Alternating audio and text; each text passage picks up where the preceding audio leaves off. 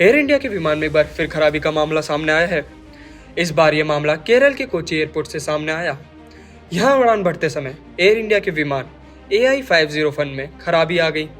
नतीजा उसे take off से पहले रद्द कर दिया गया।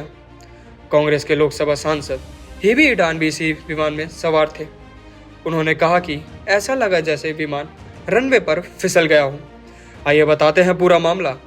यह बात सोमवार रात की, जब कोची से एयरपोर्ट की फ्लाइट संख्या AI-504 दिल्ली जाने के लिए टेक ऑफ कर रही थी, तभी तकनीकी खराबी का पता चला। एयर इंडिया के मुताबिक कॉकपिट क्रू ने प्रोटोकॉल का पालन करते हुए उड़ान नहीं भरने का फैसला किया और विमान को रखरखाव जांच के लिए वापस बे में ले आए। इसके बाद एक तरफ तो विमान में आई तकनीकी खराबी दूर करने की कोशिश की जाने लगी और दूसरी तरफ यात्रियों के लिए वैकल्पिक फ्लाइट की व्यवस्था की गई। इस फ्लाइट में एर्नाकुलम से कांग्रेस के लोकसभा सांसद हिबी ईडान भी सवार थे।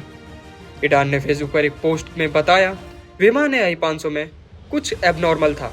ऐसा लगा जैसे कि रनवे पर फिसल गया हो। फ्लाइट में कुल कितने यात्री थे, फिलहाल इसकी जानकारी सामने नहीं आई। ऐसा पहली बार नहीं है एयर इंडिया में खराबी आई हो। 12 जून को अहमदाबाद में हुआ हादसा अभी भी सबके जहन में होगा ही। उसके बाद भी एयर इंडिया की 1-2 फ्लाइट इसी तरह की वजह से कैंसिल कर दी गई थी। 3 अगस्त को एयर इंडिया की फ्लाइट AI-349 सिंगापुर से चेन्नई के लिए उड़ान भरने वाली ही थी, लेकिन रखरखावी संबंधी खराबी का हवाला देते हुए रद्द कर दी गई। इसी दिन भुवनेश्वर से दिल्ली जाने वाली एक एयर इंडिया की फ्लाइट AI-500 टेक ऑफ से पहले तकनीकी समस्या के कारण रद्द कर दी गई थी।